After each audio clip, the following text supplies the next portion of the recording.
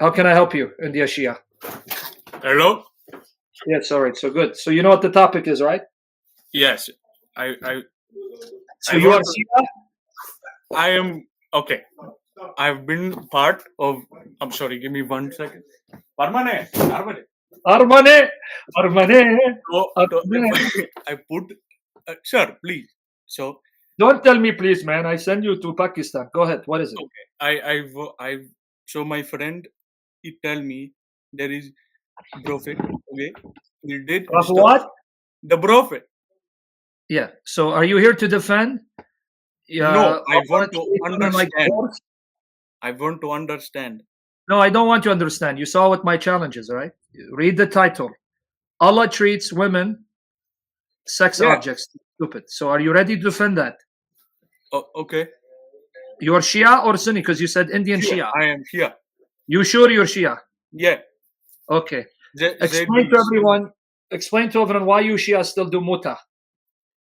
So I understand that from Imam that we are supposed to do this as if we're gonna get married. No, that's not muta. No, No, muta is not that. Are you sure you're Shia or you're making fun of me? no. I promise. I want to understand. I don't know even know if I am Shia anymore. But Okay, good. Hopefully you're not Shia anymore. You ask the Imam, say, Imam, isn't muta when I find a woman, we agree to marry for, let's say, 3 days, then okay, I divorce her and I give her money. That's muta. That's not marriage. It's called temporary marriage. That's what the Shia still do to this day. only So, for pleasure. yes, it's called marriage, pleasure marriage. So, this is what Shia still do to this day. The Sunnis say it's abrogated. It's How been come? canceled How come not Shia? because the Shia say we don't follow the Sunnah of the Sunni. We don't follow Bukhari Muslim. We follow Kulaini, Colleen, Kafi. yes, yes. So in our hadith, it's not abrogated. In our hadith, we still do muta. So I'm gonna ask you, be honest. If you're honest, man, I'll speak with you with respect. All If you're right, honest, all right. I'll speak with respect. Would you be okay, my friend? Your Shia neighbor, you have a Shia neighbor. He comes to your sister or your daughter and says, "I want to do muta with you." Would you be okay with that? Not now. I Why? The don't. Shia still do it. What do you mean not now? I thought it is for if you like woman you do this, and if you like her you marry, if you do not you No, cancel. it's called pleasure marriage. You do it for a short time and you divorce. And she know it. We're gonna get married for a month, 1 week, 2 weeks, three, and then I'm done. I pay you, and then we go to the imam and he does the ceremony. So are you okay with that? But that is prostitution. Say it again. Isn't that prostitution? Exactly. That's what we say. Muhammad prostituted women. You just said it. But Wow. oh my god. Yes, say it again.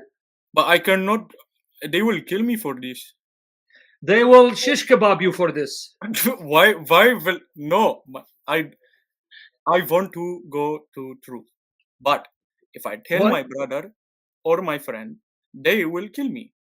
They will shish kebab you, brother. Not going to kill you. They make you halal meat. They take one piece of you here, one piece of you there. But you go to them. Allah. Yeah, You I'm are right. telling you. I'm not lying. You don't tell them it's prostitution because they'll kill you. So you say, can I ask you a question? In muta, we Shia, we can marry someone for a week, 2 weeks, a month, and then divorce and pay? Yeah. They'll say yes. You just said that's prostitution. So why you follow this deen? Well, it is not my choice. I born in it, and my father Why don't you leave it? he passed away. I am trying, but Oh, good. very hard. I'm in Iran right now. I know I am Indian, Oh, but but you said you're Indian. So you're an Indian yes, in Iran? yes, because in India I have friend who they were Sunni and they not treat me right. Oh, But so that's why you went to live in Shia country, Iran. So exactly, Iran. Okay, but then since you left Iran, can you leave to somewhere else and be free? Because Islam is not for you. I try to go out. I think on go to Armenia. Well, Armenia is not going to accept you if you have Shia mentality. They don't want No, not prostitution. not as Shia, to understand Armenian church. Oh, so you're interested in the church. Yes, So that you're is why. interested in leaving Islam. Yes, that is. I Oh, beautiful. think Beautiful, man. Okay, so then you don't like Islam, you don't like the teaching of Muhammad, right? after this, no. Only, but that's only, I give you more. What do you feel? Well, how would you feel if the Muslim jihadi attacked Yes, your place, took, because remember, the Sunni, they think you're kafir, right? right. It's okay now. The Sunni, no, by the way, Taurus, it's not a fake accent because I heard the people in the background. I heard the woman folk, Taurus. There were people in the background. So What? I heard people speak because they think you're faking it, brother. I wish, man. I hate it. I want No, to. I heard in the background people were speaking your language. So that's why I know he's not fake. But okay, now coming back to the issue. You know the Sunni, they hate the Shia, right? Oh yeah. And you know that in Iraq and in Syria, the terrorists, Al Qaeda and ISIS, they were killing Shia, right? Astaghfirullah. Astaghfirullah. I have experienced it myself. Yeah, okay, so you know. Well, how would you feel if ISIS came to you, took your wife? Are you married? I am, but she is Muslim and she do not want to change. No, it's okay. We're not saying leave her. So they attack you. They don't consider you true Muslim, you're Shia. They take your wife and they rape her and they sell her. Would you be okay with that?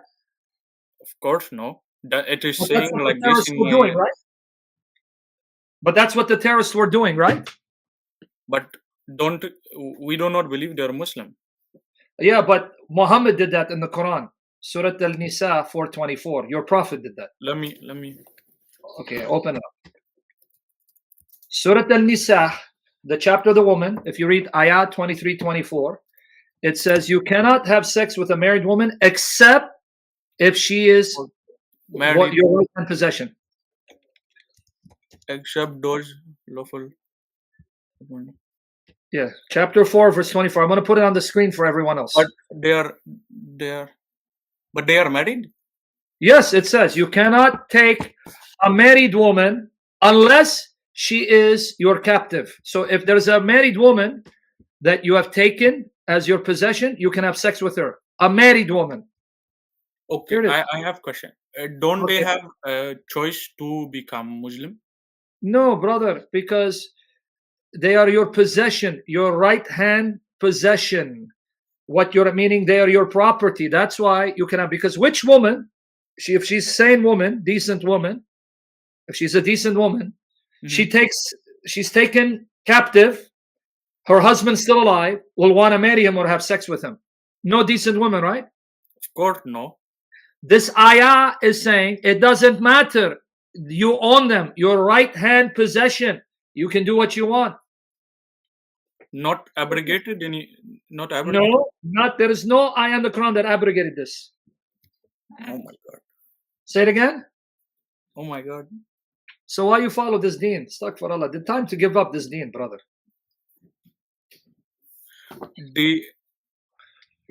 Okay, but I have heard from my friend in Old Testament they say if you have you like girl slave, you had to cut the hair and No, he didn't. Yeah, I know. I'll give you that. He I didn't. don't understand, but I thought Yeah, no, I'll tell you. He didn't. He actually lied to you because he doesn't explain to you. This actually shows you can't rape her, you can't have sex with her. You have to make her your wife. Here it is. That's not the Quran. The Quran says no. You can take her and you can have sex with her. Here, this is what he's referring to. So your friend who told you in the Old Testament say, "Wow, this law is better than Muhammad and the Quran because this is written 2,200 years before Muhammad." Deuteronomy 21, 10 to 14. I'm going to read for you, okay? Deuteronomy 21, verses 10 to 14. You ready? Yeah. Okay. When you go to war against your enemies, and the Lord your God delivers them into your hands, and you take captives. Watch, captives, right? Right. If you notice among the captives a beautiful woman, notice she's not married, and are attracted to her, you may take her as your wife. Bring her into your home, have her shave her head, trim her nails. Now watch.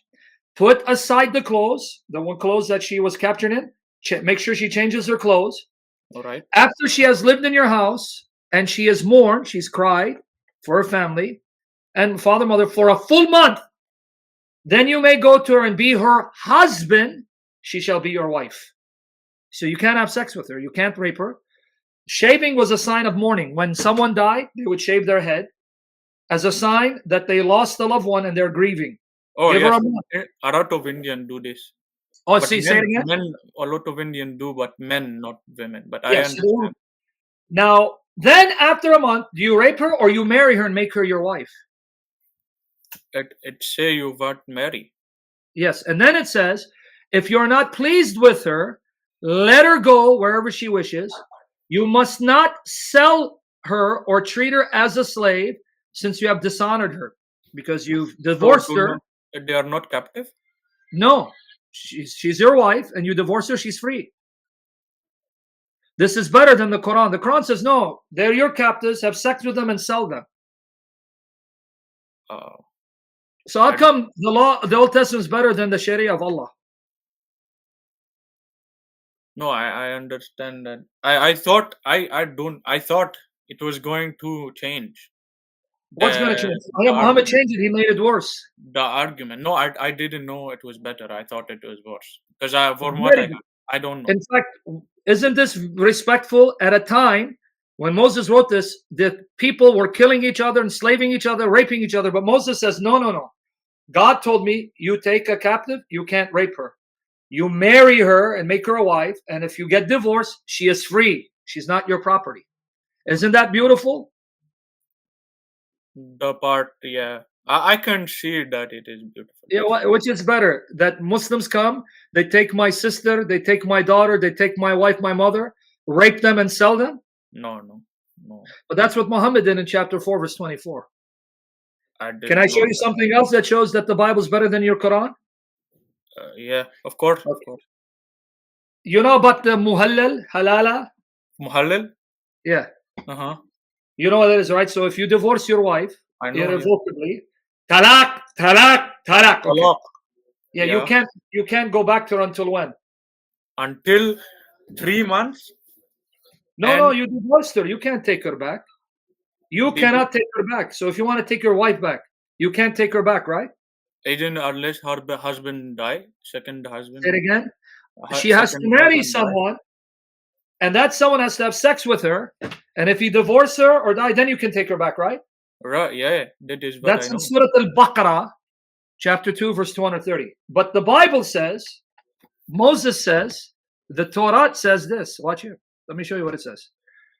It says, if you divorce a woman and she marries another man, and then he divorces her or dies, you do not take her back. That is disgusting. So here you go. It is written like this exactly? Yeah. Deuteronomy 24, verses 104. Here it is. Deuteronomy 24, verses 104. You ready? Verse 1. Deuteronomy chapter 24, verses 1 to 4. You ready? Okay. I'm going to read it for you. Ready? Right. If a man marries a woman who becomes displeasing to him because he finds something indecent about her, and he writes her a certificate of divorce, gives it to her, and sends her from his house, and if after she leaves his house, she becomes the wife of another man, and her second husband dislikes her and writes her a certificate of divorce, gives it to her and sends her from his house, or if he dies, then her first husband who divorced her is not allowed to marry her again after she has been defiled. That would be detestable, meaning disgusting in the eyes of the Lord. Do not bring sin upon the land the Lord your God has given you as an inheritance. So what God of Moses says is disgusting, your God says is halal. Why? And would you be okay? Be honest with me. Okay, I divorced my wife, but man, I want her back. But Allah says, no. Someone has to marry her and sleep with her. Put this dingy inside her before you can take her back. Oh, Say it man. again. No, man. I do not. No, I love your reaction because I feel the same way. But that's what Allah said. Allah said, no, no, no. You divorce her, someone else has to marry her and put his dingy ding in her, taste her, have sex with her, and then if you divorce her, you can have her back. You okay with that? Of course, no. My the problem. I understand what you say because I am accepting. I wish my wife and my brother can come. Listen, it's very Don't hard. worry about them, brother. You worry about them later. Worry about yourself first. You see why it's filthy. Leave it. Study about Jesus, and then you pray for them. But don't worry about them now. Worry about yourself. Worry about yourself. So you see how beautiful the Bible is and how disgusting Islam is. Now, can I show you the difference between Jesus and Muhammad? I heard that Muhammad is the best man. Oh, that's what I want to show you. Very nice. He's very nice. Because he understanding and accepting.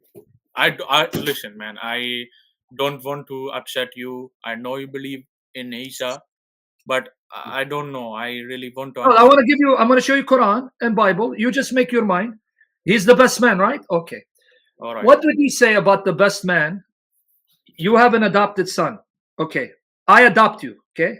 All right. Okay. Isn't adoption not allowed anymore? No. In the time Muhammad, he had adopted son, but then he abolished it. I'm going to get there. But at the time, I'm going to show you from Quran. Okay. Because you don't follow Bukhari and Muslims. So I'm going to show you from Quran. Okay. Yes. So I'm going to show you from Quran. I adopt you. You're my son. You get married. Then you divorce your wife, and I marry her and have sex with her. What would you think of me? Oof, no. Say it again. I will not accept. But that's your Quran, chapter 33, verse 37. Chapter 33, verse 37. Muhammad took Zayd's wife when Zayd divorced her, and Zayd was his son that he adopted. So he can be an example for other people to take the women of their adopted sons when they're divorced. Here it is, chapter 33. Why Zayd do this? Because if you go to the tafsir, ask your Shia Imam, Allah wanted Muhammad to marry Zayd's wife. So he made Zayd divorce her. He made what? Yes, that's what I hear in the ayah. Let me read it for you. Can I read the ayah for you? It's 33, 37. Okay, all right, excuse me. Give me one. It's very hard. Very hard to have. Well, let me read the ayah. Here it is, chapter 33, verse 37 of the Quran. It's right here. The ayah, right here. All right. Okay.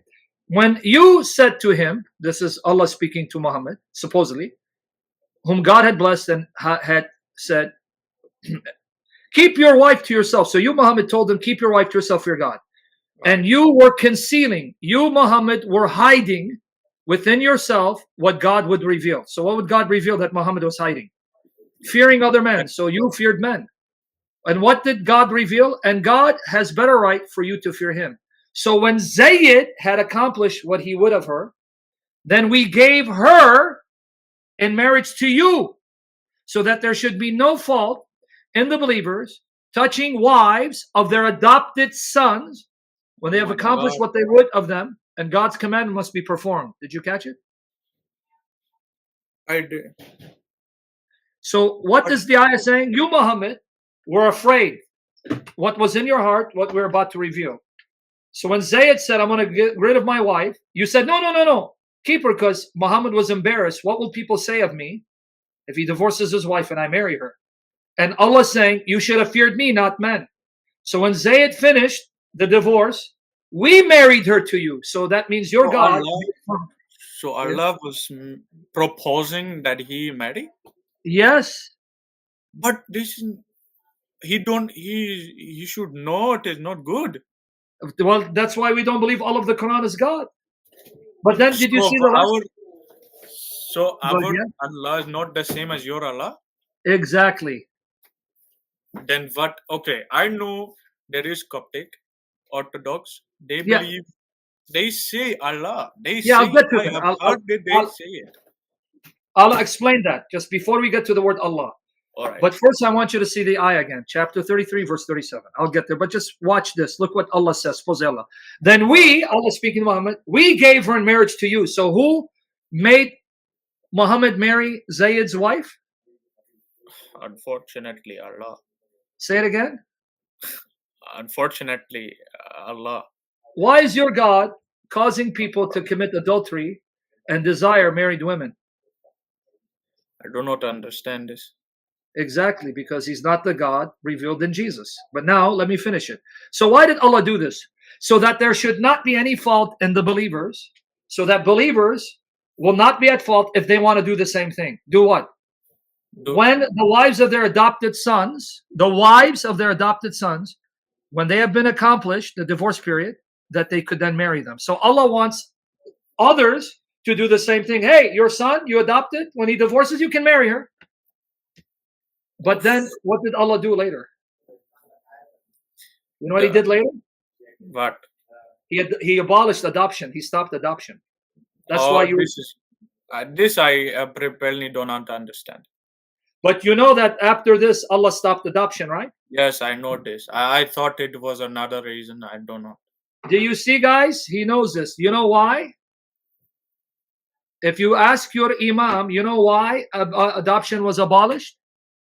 They tell me it is because not lawful for man, woman not have child they're not own. No. That's what they're telling you. It's because ask them to read the commentaries, the tafsir. When Muhammad married Zainab, that was the wife of Zayd, people said, look at this man, Muhammad. He married his son's wife because Zayd was called Zayd ibn Muhammad. I know this. Then yeah. Allah, say it again. I know this. Okay, but then Allah said, stop calling them your sons. They're not your sons. Name them after their fathers. So because they were making fun of Muhammad, Allah said no more adoption. See how evil this is? Only for that? Yeah. And think about it. You're a smart man, right? Can you explain to me? I do not want to say I'm smart. No, I'll say you're smart because you're reasoning. Okay, you admit Allah stopped adoption. Then how then this ayah makes sense? Notice what the ayah said. We gave her in marriage to you so that there should not be any fault in the believers regarding the wives of their adopted sons when they have accomplished what they would have done. So it's saying, see, we made you an example. You marry the wife of your adopted son so others can do the same. What kind of example is this when Allah knows He's going to stop adoption? Man. What kind of example is this? Explain this to me. Not good example. Not good example. Yeah, but not only, let's say, okay, you can marry the wives of your adopted sons, but Allah then canceled out adoption. So why have him marry the wife of his adopted son when He's going to stop adoption? So this contradicts with that Allah knows the future. You got it, because Allah is not the true God. It's Muhammad making stuff up to help himself. Man, and how would you feel? Zayd, this Zayd who was the son of Muhammad, he was having sex with this woman, and now she's having sex with Muhammad, and now he has to view her as his mother, because the wives of Muhammad are the mothers of believers, right? Oh my God. Exactly. Say it again. That's not good, man. Imagine you're my adopted son. You marry, you divorce. I take your wife. I have sex with her. She's now your stepmother, the very woman that you had sex with. I don't even want to imagine it. But that's what your Prophet Muhammad did. Oh my God. And then I say, guess what, son? No more adoption. You're not my son because Allah stopped adoption. That contradiction. So why you Muslim, man? Give up on it. And then here, can I ask you something? Allah supposedly is merciful, right? He's merciful. Of course. Okay, but here's the problem. Rahim. Oh yeah, Rahim, Rahman, yes. Okay, but here's the Rauf. Okay, now here's the problem. All right. Doesn't Allah know there's going to be millions of children, orphan, who have no father and mother, and there will be husband and wife who can't have children, and the most human, merciful thing to do is take these orphans in and make them your children and treat them as family, so that a woman who can't have children or a man who can't have children can adopt children and raise them as their own children? Wouldn't that be merciful? Of course, man. So why did Allah abolish adoption? Because you can't do that in Islam. But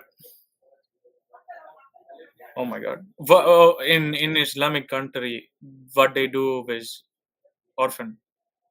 They take care of orphan, but when an orphan reaches a certain age, he cannot live in your house in front of your wife, right? 18. If you have an orphan in your house and he reaches an age where he's mature, he cannot be in the presence of your wife or your daughter or sister because he's not mahram, right? Right. So then where does he go? He go live his life.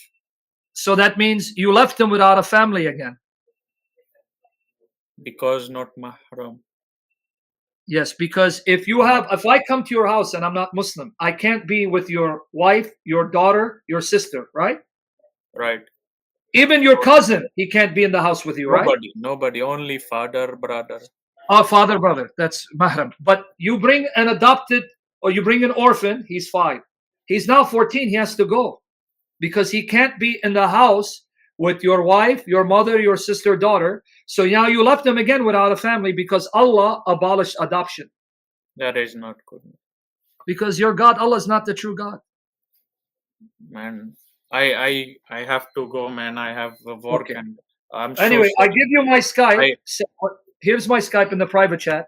When you want to talk more, contact me. Here's in the private chat. I will. Benny Malik. Say it again. We pray for you, Indian Shia. Come to Jesus. All right, brother? All right, man. Thank you. Okay, bye-bye. I hopefully in a week I will be able to get money for a ticket to Armenia. I hope so, but you have to give your life to Jesus before you come and try to convert Armenians. It's not going to happen. Maybe I call back. Thank you, man. Okay, call me back. We'll talk more. All right. Okay, buddy. Take care.